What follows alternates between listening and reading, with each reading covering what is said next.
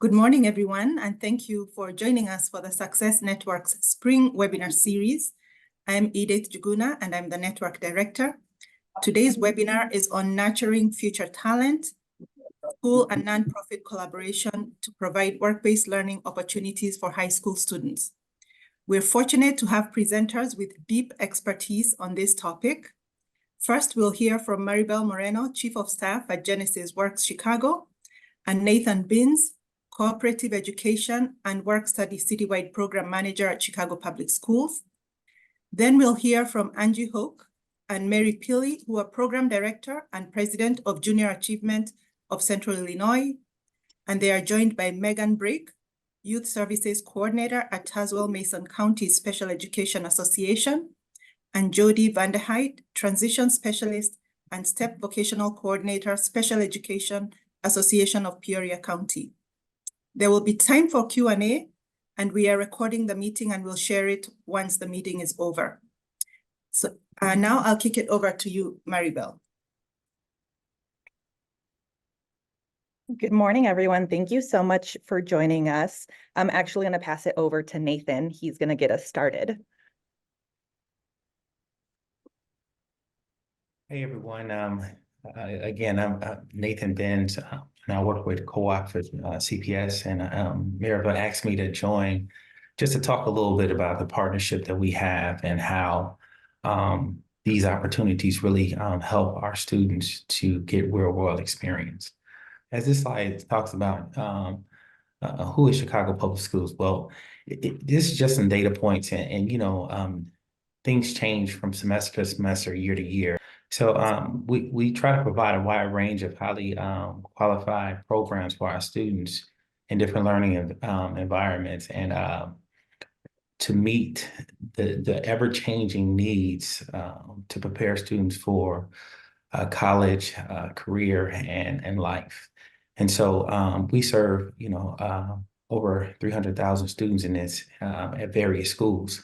And so with that, how does that look? How does that look? Well, in high school, it's a transition from being a high school student to life after high school. If you could pull up the next slide for us. And one of the things we do is, and I'm not over this department, but Learn, Plan, Succeed works closely with CPS students in career and technical education to provide an initiative that helps guide students to life after high school. And so what's the goal? Well, all CPS graduating seniors will have a post-secondary plan. So what does life look like for that student after high school? And so some of the pathways in that area of Learn, Plan, Succeed is college, employment, military, even a gap year, job training programs, and apprenticeships. And so the last two is kind of where our partnership with Genesys Works really come into place, and some of our other partners as well. Career and technical education, and in order to support those pathways, those that Learn, Plant, Succeed, we like to expose our students to various career fields, and CPS has established career-focused programs that we call CTE, or Career and Technical Education. And that's a department that I work with. It's just to provide students the opportunity to explore careers and gain marketable skills while in school. And I'm not going to read all of them, but it's a number of different pathways that's mentioned on this slide, from agriculture all the way to business, personal care, health, and even media and communication arts. And so that takes us to our next slide. And so I partner with other organizations. Well, because historically, a number of CPS schools have developed and implemented their own CTE programs. And especially when it comes to work-based learning, you had standalone programs who did pretty well. However, to make the opportunities more equitable, schools that didn't have a work-based learning component now can partner with nonprofit organizations that offer internships, like Genesys Works. And so due to challenges of capacity and things of that nature, as I said, we can have further reach by partnering with nonprofit organizations.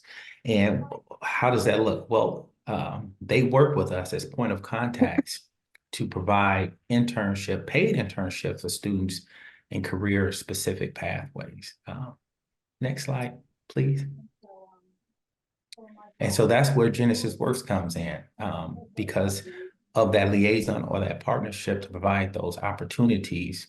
Genesys Works kind of works well with schools school districts to provide those opportunities for maybe a school who doesn't have that work-based learning or cooperative learning component. And so now I'll turn it over to Maribel. Thank you, Nathan. If we go to the next slide, Edith. So as Edith mentioned, I'm Maribel Moreno. I'm Chief of Staff at Genesys Works Chicago, former program director. So we work very, very closely with Nathan. Nathan and I are probably on the phone every single day about one thing or another, and that's kind of how we keep the relationship going, to make sure that we're impacting as many students as we can in Chicago. In terms of our organization, our mission is to provide pathways to career success for high school students from underserved communities through skills training, meaningful work experience, and impactful relationships. So our objective here is to make sure that all of our students or our young professionals are empowered with the tools, the knowledge, and the skills that they need to achieve career success, upward mobility, and economic self-sufficiency. The next slide. And here I highlighted kind of some of our impact and kind of who we serve, right? So we currently work with high school seniors. So when they're in our program, they are rising seniors. They're on track to graduate. The reason this is important is because students need to be dismissed from school early. So we need to make sure that they have all of their credits in order to be able to graduate and leave school early. They need to be eligible to work in the US. 93% of our participants identify as a person of color. 53% are first generation college students, and 73% qualify for free or reduced lunch. And all of this is self-reported data from our students and parents. Some of our outcomes. So we do provide post-secondary planning support, and I'll get into that a little bit more after this, but some of our outcomes, 100% of our students graduate from high school on time. 100% apply and are accepted into a post-secondary program, and that could be either full-time employment, a 2-year, a 4-year, an apprenticeship program. 93% though do enroll in college, and as we know, the national average to their kind of respective peers is 49, so our students are really college driven. We also have 53% who complete a bachelor's in 6 years or less. 62% earn the same or more than one parent or guardian by the time that they're 25. So this is where the economic mobility piece really comes into play. And then 22% earn the same or more than two or guardians by 25.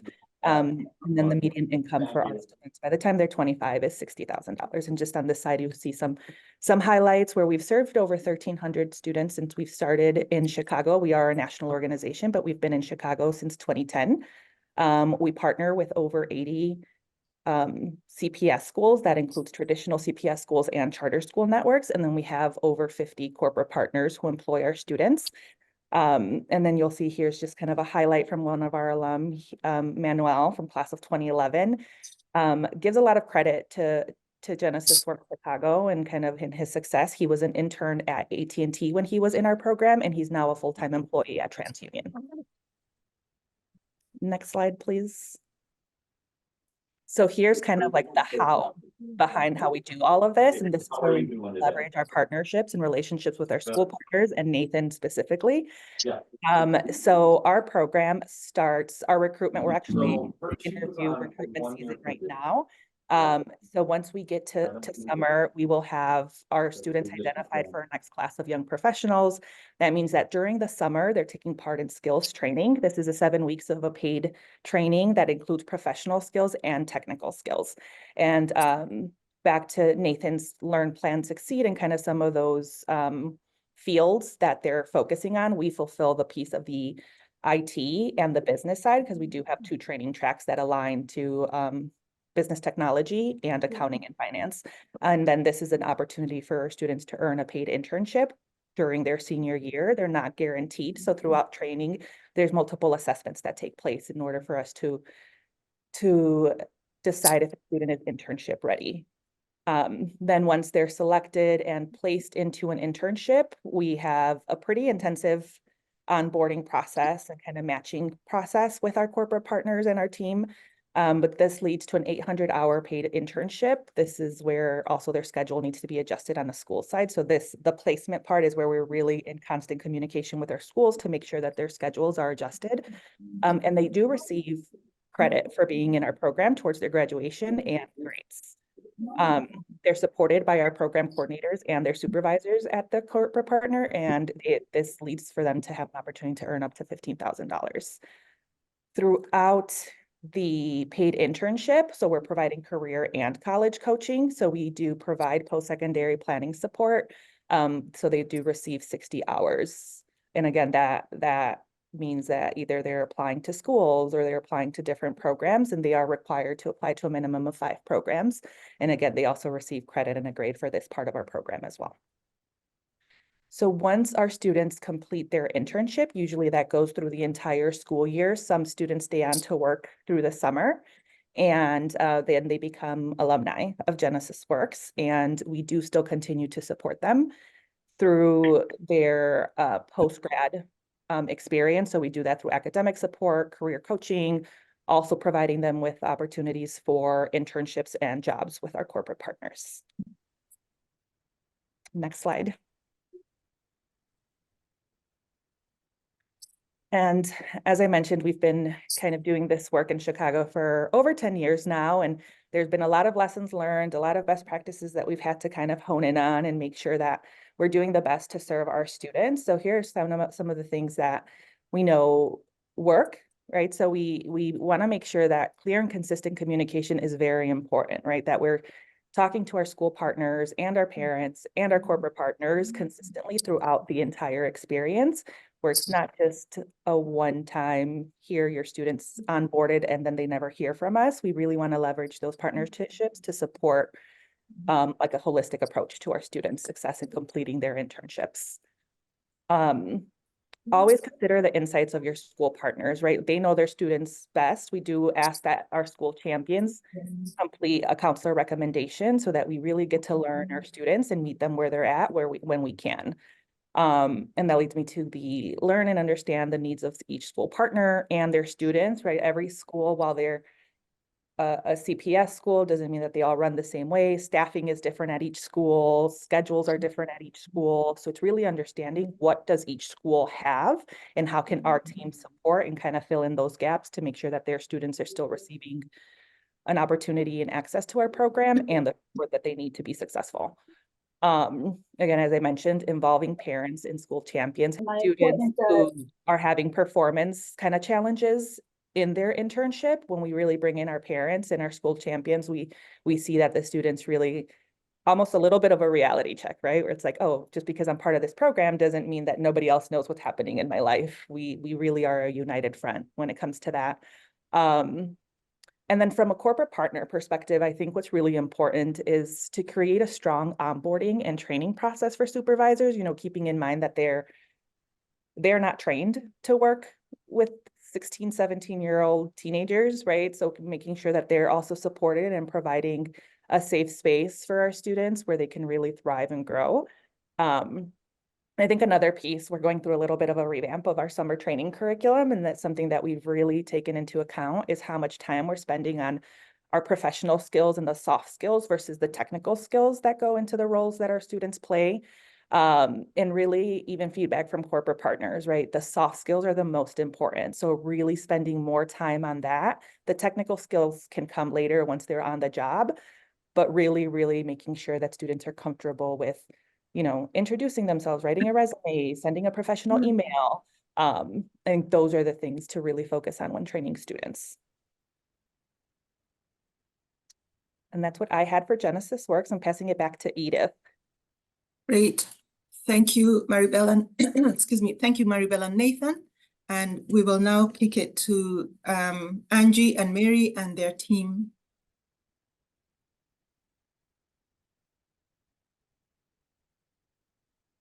Thank you. If you could go to the next slide, that would be terrific. Thank you. As Edith mentioned, my name is Mary Pilley. I'm president of Junior Achievement of Central Illinois. And I'm just going to kick us off here and just kind of share with you what we're going to be speaking about today is Career Spark. So an overview of that, the background, our objectives, the PACE framework correlations, our school partner spotlight, measurable outcomes, best practices, and of course, Q&A. Next slide, please. So for an overview, so what is Career Spark? Career Spark started in 2017, and it's a classroom and an event-based learning experience to introduce 8th grade students to career clusters and high school students to apprenticeships, jobs, and internships. So 8th grade is done in person, and high school is done in a blended learning format. And so in conjunction with the actual hands-on experience that the students get through either the in-person experience or the blended learning platform, we also have an in-person kind of a precursor to the experience where going to Career Spark is actually kind of the capstone. But JA Inspire is the wraparound learning experiences that the students have leading up to Career Spark. And it helps make the Career Spark experience, it's not just a field trip, but it's there to make sure that the students are prepared ahead of time before they get there, and that they also have action steps once it has been completed. Next slide, please. So just for a little bit of background, we have, since the beginning in 2017, we started this whole journey in partnership with the Greater Peoria Economic Development Council. And in the very first year, in the fall of 2017, we had 1,300 8th graders from 16 schools. And then last year, we had 3,500 plus students, 65 schools from 10 counties and 36 cities and towns. So if you can imagine, we have this at our local civic center where we take over 3 exhibit halls. We have 4 zones, 8 combined industry clusters, and the students in a kind of an organized, chaotic way rotate through those different career clusters and participate in hands-on experiences. We did expand during COVID, we did expand to have this blended learning platform and decided to keep it in that format once students were going back to school. So this year, again, with the focus on high school and having students be able to access local employers to find out what kinds of jobs, internships, apprenticeships that they might have for high school students and high school graduates. This year, we have a goal of reaching 3,600 students. So far, we're at 2,760, and that's with 21 high schools and organizations. And the high school version actually runs through the middle of June. So we still have lots of time to impact more students. So if you could go to the next slide, please. I'm going to kick it over to Angie.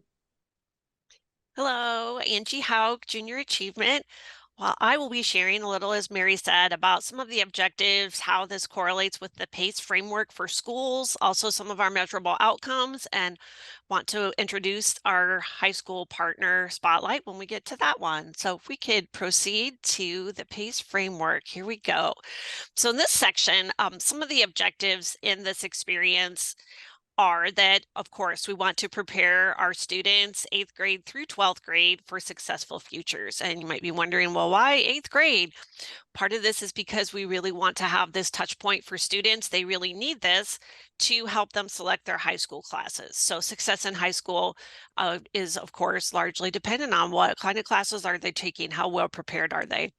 We also have a very specific focus on diversity, equity, and inclusion, wanting to make sure that we are meeting the needs of all of our students through these experiences. And the PACE framework is really the key that is how we are able to have so many schools participate on the school side. A lot of people ask, well, how do you get all these schools engaged and get to do this? Well, for education, of course, we have PACE framework objectives. So we work really closely with our state, our ISAC representative on this, and with our schools to engineer this so that we are meeting the needs, helping the schools meet those objectives, especially with the budget issues that many schools have, probably all schools have, and transportation barriers, as Mary mentioned. Offering things in a blended learning platform means that schools that perhaps are not able to secure buses and drivers can still participate in this and meet their PACE framework objectives.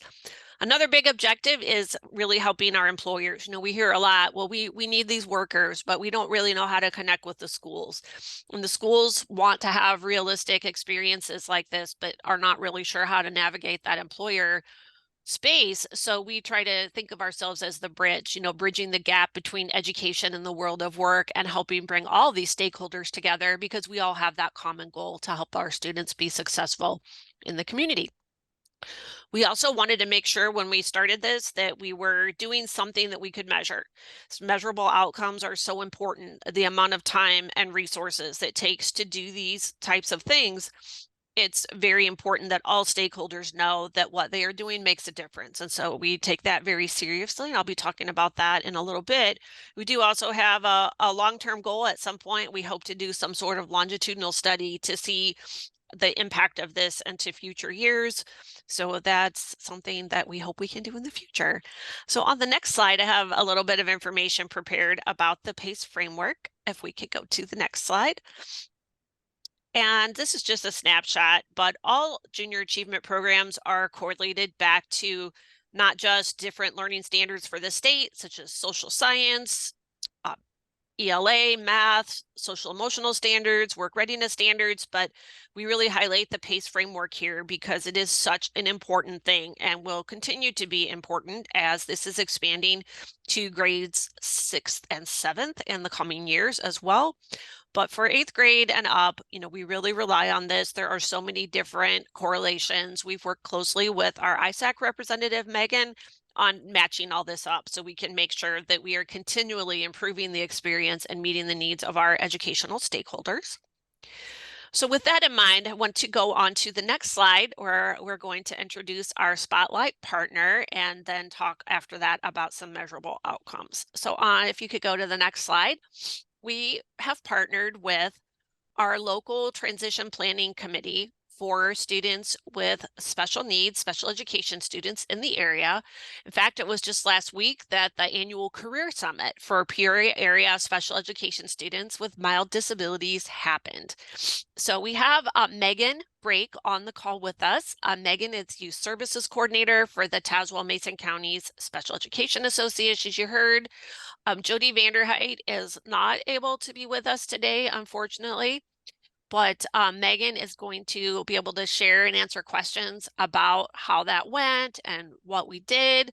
I was just going to share an overview, and then Megan, feel free to jump in because Megan is the expert that has been involved in this. This was the 4th year that this has been done. And at Junior Achievement, we have partnered. This is the 2nd year we've partnered with this. So there are, you know, in the 200 range of students every year that come to this. They are leaving school and going to our local community college, Illinois Central College, for this experience. It is well planned to meet the needs of the students. And again, with that focus on diversity, equity, and inclusion, this is such an important thing for students to have in a setting that is designed just for them to be successful. And it's very structured. So from career focused breakout sessions, we had so many different guest speakers. Students were able to select which one of those career cluster focused breakout sessions they wanted to attend. They also had career toolkit sessions. So you see these listed here. One of those toolkit sessions was the Career Spark Your Hired Blended Learning Platform Expo resources that we went through with them. They had mock interviews. We had a big college and career fair for them. So it's a really great best practice, and it has been quite successful.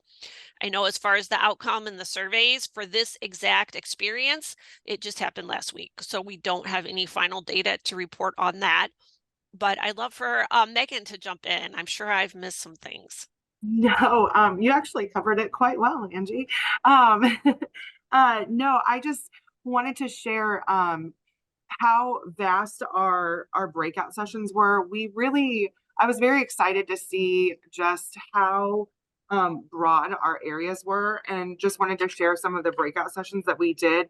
We had breakout sessions in agriculture, food service, communication, natural resources, engineering, manufacturing, healthcare. We had a healthcare panel, technology, art, business, finance, education. And what was so neat about this career summit, I thought, is we're targeting these students who have mild disabilities. And so we had to be very specific with our presenters when they came in.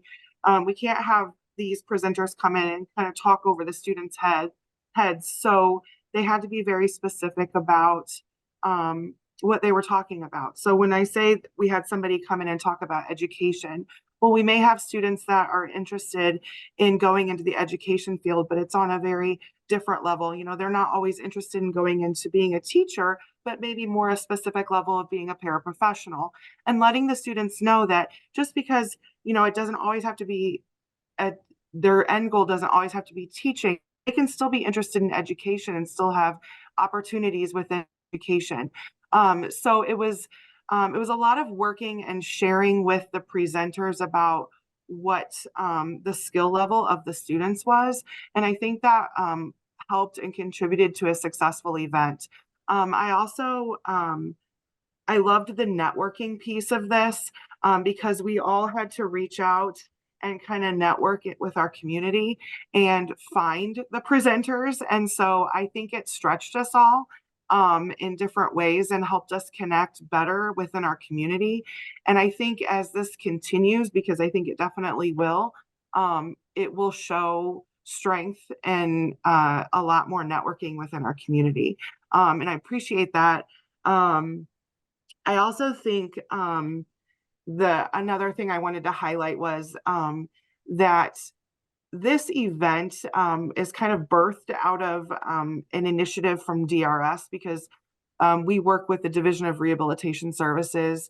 A lot of us work with the co-op program called STEP. And so we had the counselors from the Division of Rehabilitation Services there, and they were doing mock interviews for the students. A lot of the students participate in the program called STEP. And so they were given the opportunity to do these mock interviews, and it was very popular. I read some of the feedback on those mock interviews, and everybody loved getting to sit down with their own counselor or a counselor and do a mock interview and have kind of, you know, a 10 to 15-minute time with them to go over feedback about their practice interview. So I thought that was very beneficial, and it was good to see that feedback. Great. I think Thank you, Megan. And we had, if I remember correctly, was 20 schools. Does that sound right? yes, That we had participated. 20 schools across 4 counties, and we had about 200 students and staff there. Very successful event this year. Yes. So we thought this was just a great example to spotlight, and working with this very distinct population of students that sometimes are not thought about when it comes to work readiness and career planning. And there's certainly students that are capable of work, and as Megan said, working really closely with those employers in the community to meet them where they're at. And there's so many jobs that are needed for people with the skills that the students have, that we're attending this and that we're participating. And so even helping that employer community, like Megan said, helping them kind of see there's a pool of employees that can be a great fit for some of the positions that you have, especially those entry-level positions. So we were really pleased with how it turned out, and we're looking forward to doing that again. So thank you so much, Megan. So if we can go to the next slide, have some measurable outcomes to share, not specific to the Career Summit yet for this year, but some of our other outcomes. Again, as I had said before, we want to be very intentional about this, and we're very intentional about what we're measuring. We want to always be sure we're demonstrating outcomes that help all the stakeholders, whether those are those who financially invest to make it possible for schools to do these experiences at no cost to the school, which is something we're very, very strong on. or whether it's just the volunteers that come, and hundreds of volunteers, thousands of hours of volunteering for all of these experiences we're talking about. People need to know that it makes a difference. And if the outcomes aren't there, we know then we need to fine tune something and make it better so that we have those. So the way we measure this would be through a series of surveys. So we have student surveys that are done. For the Career Summit that you just heard about, there are student surveys, a post survey. Also for teachers and volunteers are also encouraged to do surveys on those experiences so we can gather that feedback. For our Career Spark activities, we also are doing surveys. So especially student pre and post program surveys. So we look at this, we're able to match up with generic non-identifiable information. Of course, always being sensitive to the needs of the privacy laws with students that are under age 18 in the state and nationally. So those will be non-identifiable information, but we create a unique identifier that is anonymous so that we can still match up individual student pre and post responses to do that data analysis. So we do that. We've been doing this with our 8th grade experience since 2017. We do this also with our high school experience as well. So you can see some of the outcomes. These are just a few data points we decided to share in this webinar. But one number we always look at is whether the students are considering careers they had never thought of because of this experience. So that number you'll see here is 52%. We're finalizing all of our data outcomes on this as well for our fall experience with the 8th graders, but I can tell you that that number is a little higher than that this time, but it's always been right around that 50% number since 2017. So that represents thousands upon thousands over the last 7 years of students in our community that because of this experience, they are considering something that they had not thought of. They probably had not been exposed to that or didn't maybe see that that could be a reality for them, which is very powerful. Very strong educator outcomes as well. For our specific high school outcomes, we do ask the students if they are planning on pursuing maybe a job or an apprenticeship, an internship, job shadow with any of the exhibitors that are in our blended learning platform, Career Spark You're Hired. So you can see some of the numbers there. This is not over yet for this year. So this would be data from last year because as Mary said, this goes through June. So it is not done. But apprenticeships, job shadows, the students are interested in the companies that are there. And then we always want to know about, is this really helping them with the high school plans for 8th grade? So, we're talking about high school, but we're also wanting to make sure the kids are prepared and entering the right pathway for them. So many high schools now have the pathway type process. And so knowing your pathway before you pick out your high school classes, which happens in 8th grade, is so important.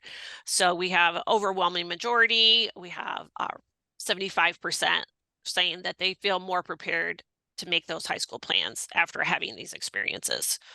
We also are expanding this as well. So in addition to partnering with the area special education associations, which we started again last year, this was our 2nd time partnering for the Career Summit, but also expanding to other regions. So the Peoria-based Career Spark experience, again, is the one that started in 2017, but we're really pleased that we are helping implement the first one in Springfield this year. So that's the first Career Spark geographic expansion out of the Peoria area happening on April 25th this year in Springfield. So hopefully there will be more and more communities in the future that we can expand this to so we can reach many more students. And that is part of that PACE framework requirement. All 8th graders in Illinois have to attend a career expo. They are required to learn about career clusters. So we partner with the schools to fill in any gaps they have, and the expo is a big one. All right, on our next slide, I believe we are transitioning to talk about some of the best practices, and I'm going to kick it back to Mary to share that before we go to questions. So we've had a little bit of a few years of experience and countless hours in year-round planning for Career Spark and Career Spark You're Hired. And so if you are wanting to pursue something like this, it's always really great to make sure that you get your regional office of education involved. And I think Maribel mentioned this in her presentation. It is so important to make sure that you listen to the educators because they're the ones who know their students best. They know what's going on in their schools, kind of meeting those students where they are. And especially with us kind of focusing in on meeting students where they are, don't forget about students with disabilities. That is all part of inclusion. And so we take it a step ahead on that sort of thing. So we plan for accessibility. And so accessibility when it comes to the in-person experience as well as the blended platform. So for example, for the blended platform, we make sure that it is ADA compliant. And we also provide, that means that there's closed captioning, we have alt text, large print, in-person experience. We make sure that at the Civic Center or wherever we're doing this in person, that we have wheelchair accessibilities. And then the other thing we want to make sure that we have is we have instituted having a calm room because we know sometimes students just need to kind of step away and go get settled. And so we make sure that we have that available to them as well. So another thing to think about is if you are planning on having a blended learning platform, sometimes educators are very excited to get their students signed up, but maybe not all of them will go ahead and go through that. The other thing we've experienced though too is that a lot of times a teacher or an educator will have CareerSpark You're Hired in the classroom. So there could be many students sitting there in the classroom going through the exhibit booths, watching the company videos, reading their career spotlights or their company spotlights to learn about not just what jobs they have, but again, going back to the need for students to learn about those soft skills and the importance of the soft skills and what it would take to work for a particular organization. So some of them even have in there, what is it like to interview with our company? What are our expectations of you if you were to come and be a team member? So we try to look at it from a lot of different angles. And so with that said, especially now that we're back in person for 8th grade, don't underestimate the power of paper. Sometimes old school printed paper, workbooks, worksheets are effective and could help reduce some of the barriers of a digital device. For example, we have a CareerSpark booklet for 8th grade that every student takes one home with them. So that helps them kind of do their post CareerSpark wrap up where they can write their career plan, pick out that pathway that they maybe want to pursue. And so for in-person career expos, again, our whole focus has been on having things be experiential, hands-on activities, not just a company at a table handing out brochures. It is really more the kids getting to do. And so I think that's been one of the biggest ahas for us. And it is actually what keeps 8th graders engaged. So if any of you are familiar with working with 8th graders, sometimes it's challenging to keep their attention, especially when you have so many in a kind of a contained area. But if they're into something, they are really into it. And that's why we keep doing what we're doing. If you can go to the next slide, please. So I think that wraps us up. Great. I just want to say a big thank you to all our presenters. And we wanted to make sure that we had time for questions. So please feel free to put your question in the chat or unmute yourself and ask the questions.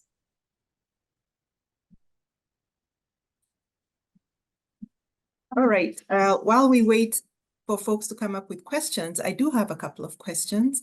And so this is for both groups. We know that employers are critical partners for each of your programs. Could you each say a little bit about how you get employers to buy into participating into your programs?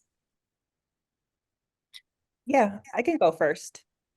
So with us, we have over 50 corporate partners, and I think with our board, they're really active in connecting us to other business leaders in Chicago. So I think having a strong business leader connecting you to another one and really talking about the impact that our interns have on companies has been really helpful. We also have what we've put together a very clear kind of value proposition to help employers and companies really see like their short-term impact and the long-term impact that our students have, not just on their companies, but also that they have on our students, right? So if it's not just the work that they're doing and how they're diversifying the future talent pipeline, and also just like cost effective, right? We're training students, we're onboarding students.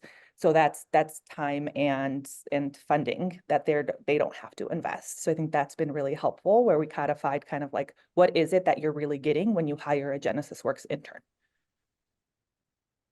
I would just add to that, we at Junior Achievement also have a board, but I think the structure that we have with Career Spark is that we have, since the beginning have set it up that we have co-chairs that manage each of the industry clusters.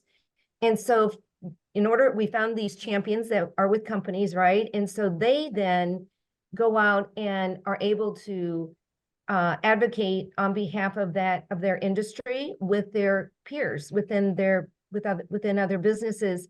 And that's how we're able to get those businesses to provide the volunteers that engage every year over year, to provide those hands-on experiences.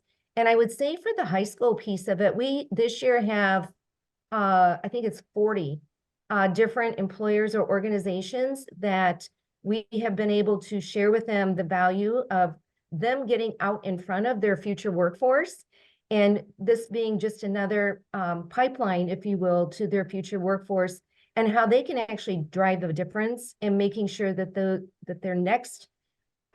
their future employees are as well prepared as they can be. Angie, do you have anything to add? Yeah, I would just add to that. I really think the biggest part is the relationships. Yeah. So all of the connections, whether it's a board or other leadership roles in the experience, or whatever that would be, the committee, like for the Career Summit, the Central Illinois Transition Planning Committee, I was part of that. We were all in charge of that, and using our contacts in the community to network and get that done. But the other piece too is that employers need these workers. They need this younger generation, and they know that. And so I feel like we are getting to that point where it seems like finally, maybe after a lot of years now, people are starting to understand a little more that the community and the employers have to be involved in even upper middle school and high school to really help get the kids connected and on a pathway to be successful in what they need for their future workforce. So it's just I think it's using contacts that you have. If you don't have the contacts, who do you know can help you get those contacts? But once we get it all together, people generally are willing to help because they want those workers. I don't know, Megan, did you have any other thoughts on that?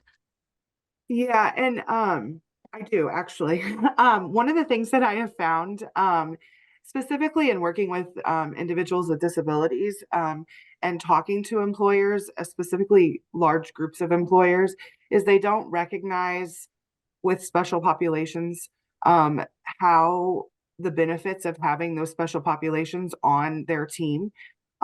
People with disabilities are one of the most reliable groups of people to have as an employer. They show up, they're always there to work.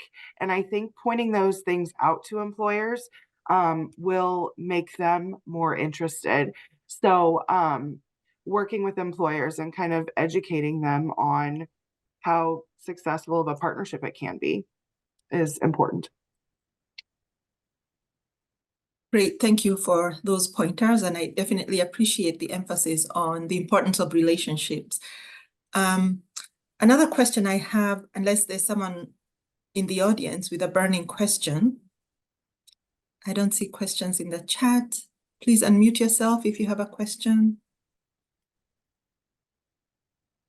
All right, I have another question, which is, we often hear that staff turnover can impact these kinds of partnerships. So how do you codify the work so that it continues to thrive even when there's staff turnover among partners? I think my best answer for that, I'll start, would be plan ahead. Know that that's a possibility, and plan ahead so that we are always documenting things so that they're well documented. For example, we are working right now on the first stages of our fall for October 8th grade Career Spark experience this fall. And as Mary mentioned, the co-chairs that we have for each of those career clusters, they are very strong assets. We absolutely couldn't do an experience of this scope without those community partners. So sometimes people change job. We just had an email yesterday from someone who's involved in that, who's changed, and they're now working with a different employer. So they will not be able to help with that. Another person recently, okay, I can't co-chair anymore because I have a new position and I won't have time. So knowing that and finding out in enough time that you can plan ahead. So if we did not plan ahead, we would be in a very bad place and would affect the success of the experience and impact the students who we're trying to help. So we don't let that happen. We plan ahead, document everything, and plan accordingly. I think that's my answer.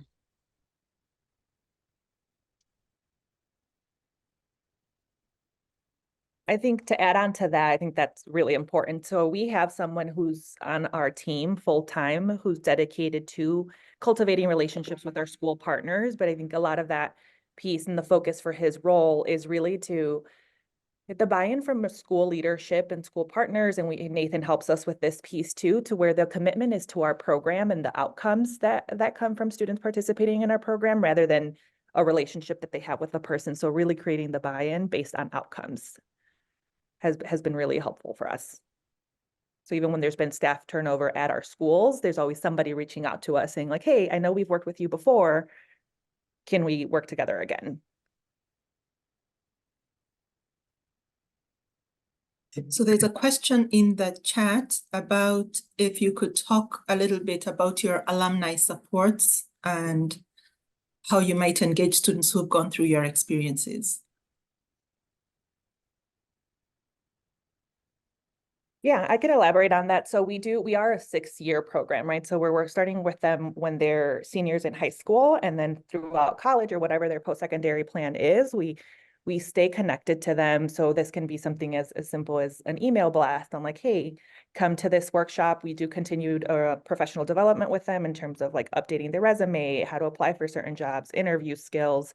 So we're really leveraging our database and social media to engage students in that way. And then we also have, while we have our high school interns in their placements, we also have alumni interns who work with us. So when there is an opportunity at one of our corporate partners to hire a college intern, which some of our corporate partners do choose to have a college intern versus a high school intern, we're sharing those opportunities with them. And then we invite them to a lot of our networking events. They come speak at our events. We highlight their stories and their successes. We also have some who are part of our board. We have 2 alumni who are part of our board who really inform our programming and help us engage other Genesys Works alumni.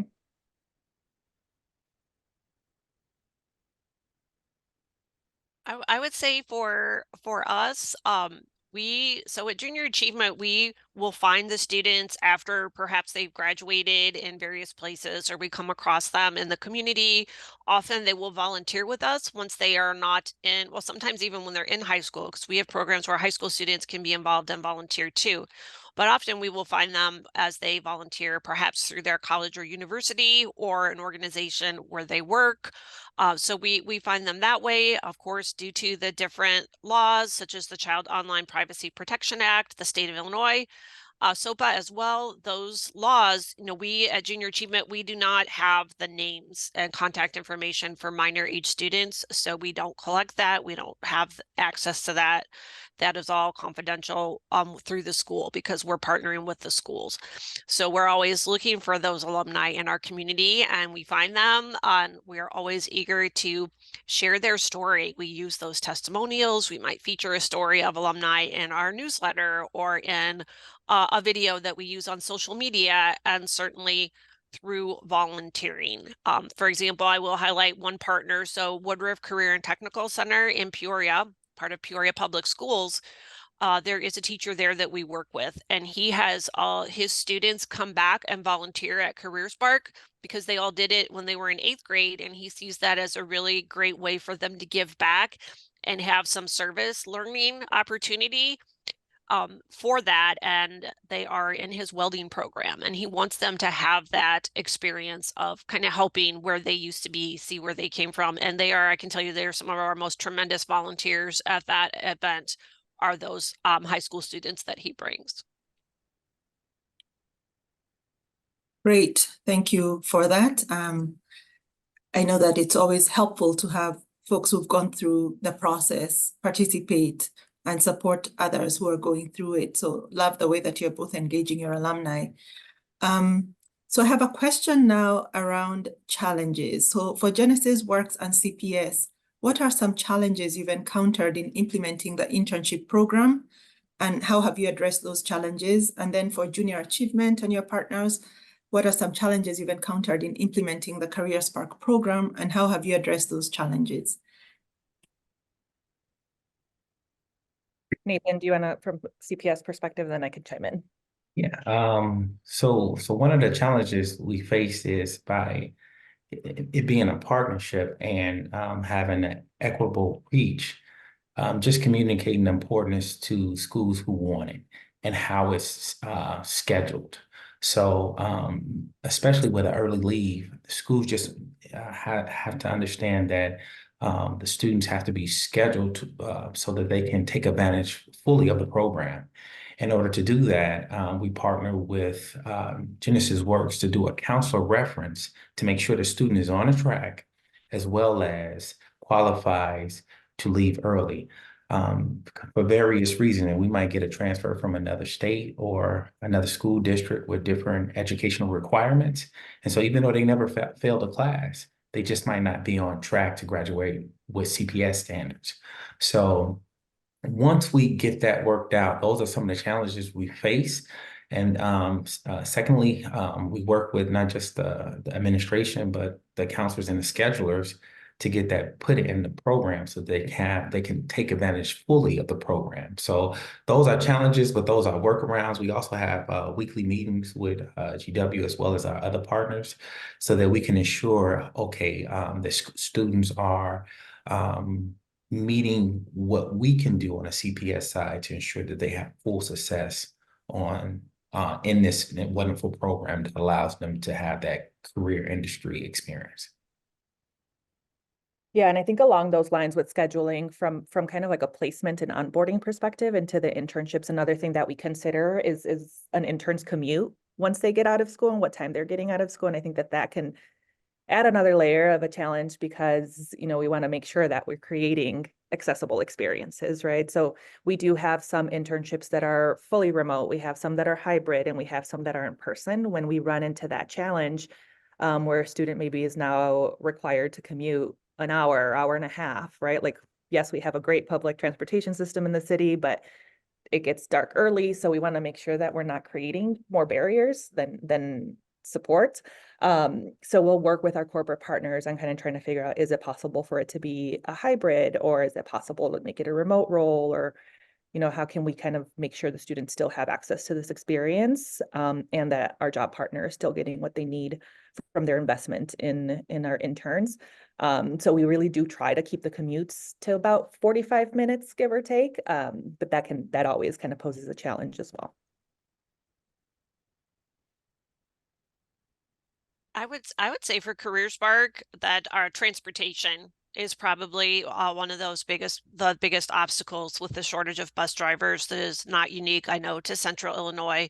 That is always a challenge in making sure the students are able to get there on time to get to experience all the zones, all the activities is often challenging. So to combat that, the districts that tend to have the biggest issue with that, we will partner with them and make sure everybody who needs to make a decision about that is involved. So sometimes that might mean us just contacting their transportation director directly to make sure that they are informed about the date and that things work for them.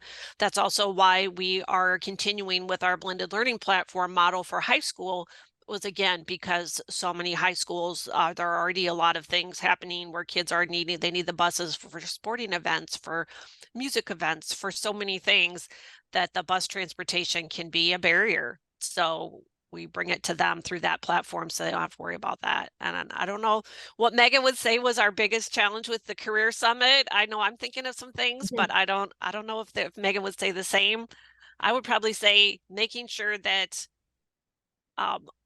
schools have signed up and provided all the details ahead of time so that we know things like exactly how many students to expect, like how important it is that if you're going to tell us you're bringing 12 students, please don't show up with 15 because we may not have supplies for them or lunches or things like that. So just knowing that little communication gap, I know that can always be interesting. Yes, I would echo that. Great. And we have about 3 minutes left, but I'd like to address the question, a question in the chat about how you're engaging and educating parents in order to help students make informed career decisions.